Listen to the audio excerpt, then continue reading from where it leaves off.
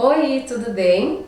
Eu tô aqui novamente com a doutora Daniela, nutricionista, e o vídeo de hoje a gente vai falar sobre como deve ser a alimentação no primeiro ano de vida, o que a gente não pode dar para as crianças consumirem e o que começar a oferecer, o que muda na alimentação após o primeiro aniversário. Vem comigo!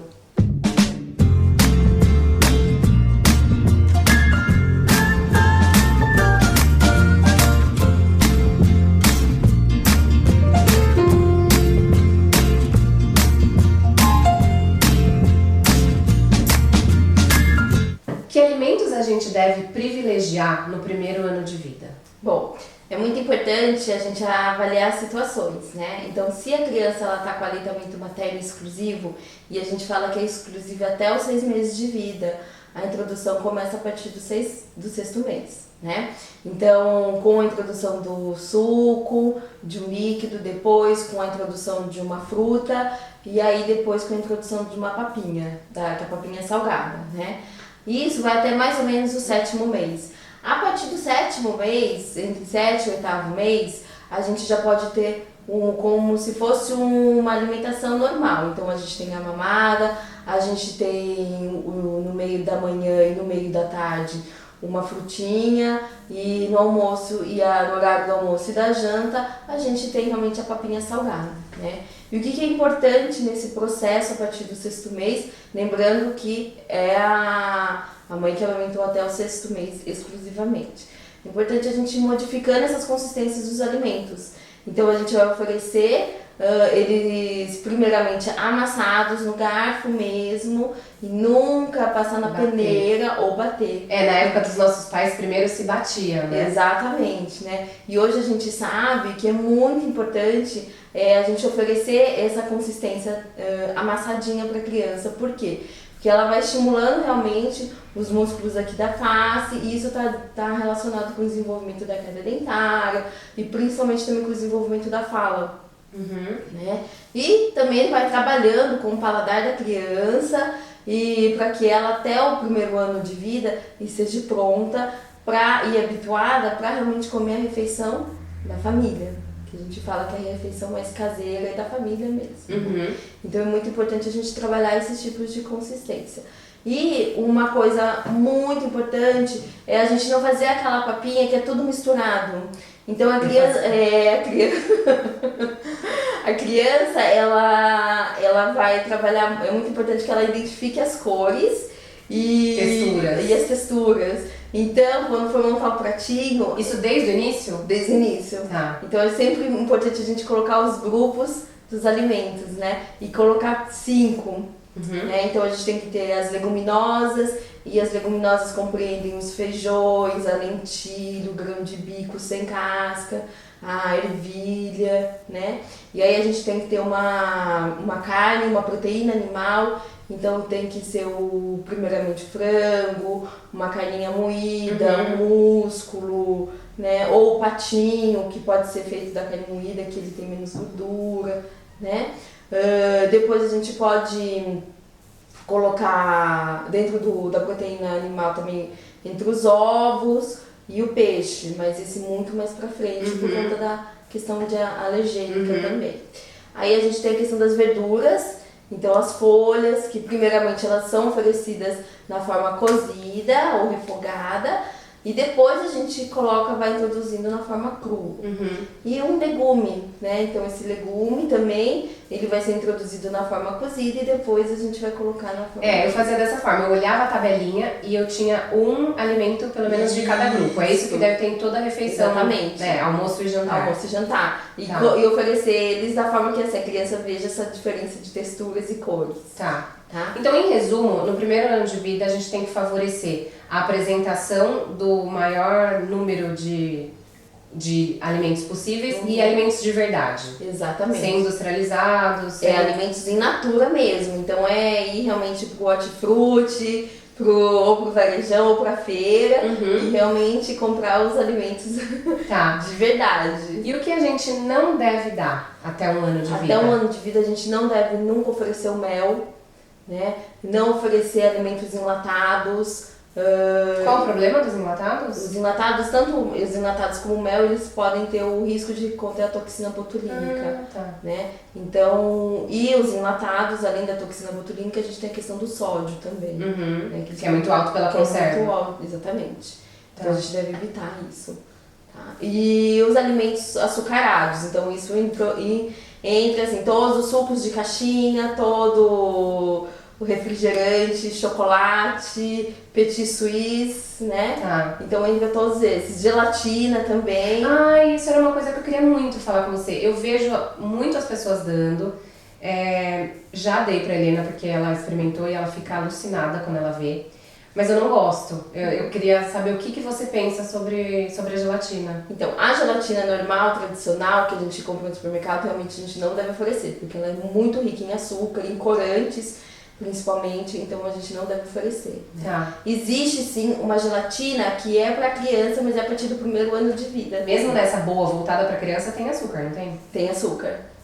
Mas ela não tem corante. Tá. Os corantes são com corantes beterraba, naturais, né? Eu já cheguei a ver essa. Isso, não são corantes artificiais, que esses são prejudiciais para a criança, né? Tá. Tanto é, ela chama minha primeira gelatina. Então essa, só que é a partir do quando? De 1 ano de idade. Abaixo de 1 ano. E mesmo assim, você indica o uso eventual ou é uma coisa que pode fazer a vez de uma sobremesa semanalmente, vamos dizer? Todos os dias? Não, defina pra mim. Você defina pra mim quanto que é razoável. Semanalmente? Seria o máximo de 1 a 2 vezes na semana. Você acha que isso é razoável? Depois do primeiro ano de vida? Depois do ano de vida, exatamente. Tá.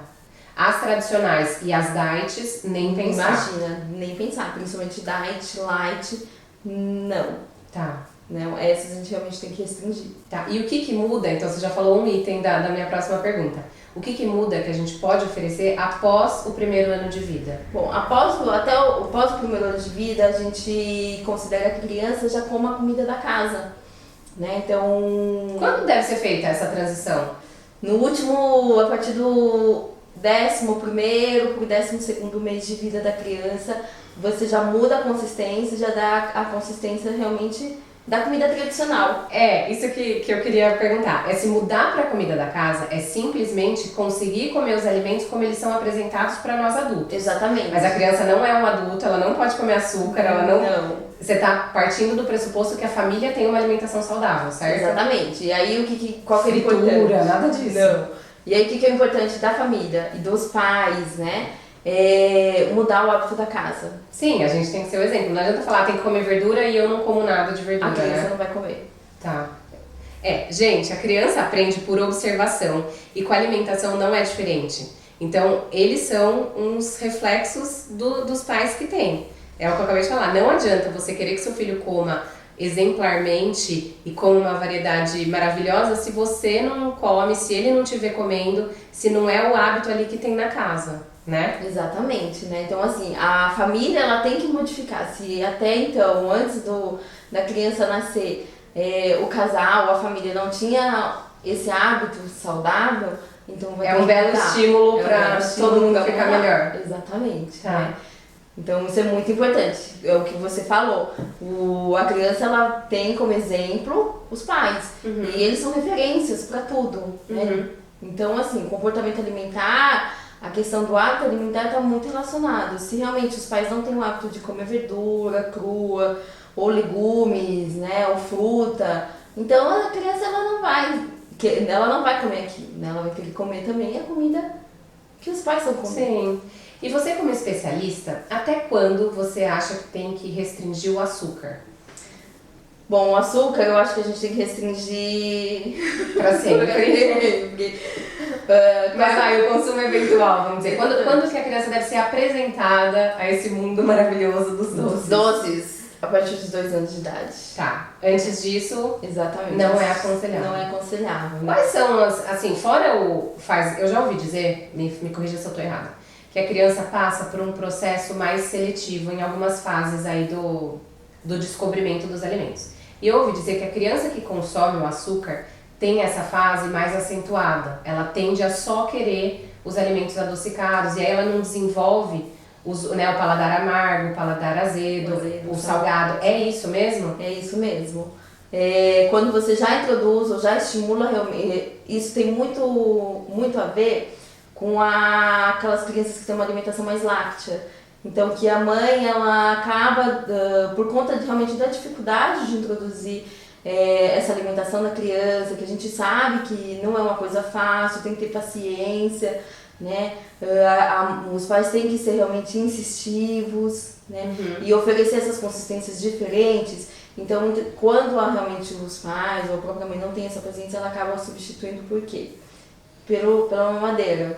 E aí esse hábito da criança, ela vai desenvolver realmente um paladar levemente mais adocicado. Então isso, conforme você vai postergando realmente essa mudança de hábito alimentar, mais difícil vai ficar e ela vai sempre preferir pelo mais doce mesmo. Tá. Então é muito importante que no primeiro ano de vida os pais não sejam permissivos, porque eles têm que ser realmente insistivos nessa questão da alimentação da criança, que é muito importante. É um mundo novo, né? É um mundo novo. A gente leva um tempo mesmo pra se adaptar, pra sair da zona de conforto. Exatamente. E com a criança não é diferente. Não é diferente. Então, assim, são hábitos diferentes, é uma pessoa nova que tá ali, né?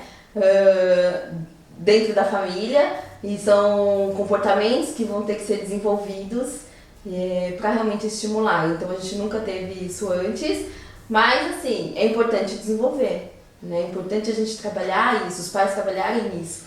E eu reforço muito, é fundamental ter paciência. A criança, ela tá aprendendo, ela não nasce sabendo. É a primeira vez dela fazendo isso, em contato, né, com os alimentos, né? Então, não faça isso de uma forma dramática, mas de uma forma prazerosa mesmo. Né, divertida e nada estressada, porque assim a criança, ela sente todo o nervosismo da mãe, toda aquela tensão, a criança, ela sente, porque ela tá muito ligada na mãe, né, com o pai também, então isso é muito importante. Tá ótimo. Ai, doutora, eu amei, muito obrigada. Esse vídeo foi bem legal, assim, pra elucidar, pra esclarecer o que a gente tem que fazer, o que a gente não pode fazer e o que a gente pode começar a fazer depois de 1 ano de idade. Muito, muito obrigada. Eu que agradeço. Eu espero que vocês tenham gostado. Curtam o vídeo, se inscrevam aqui no canal. Tchau, tchau. Tchau, tchau.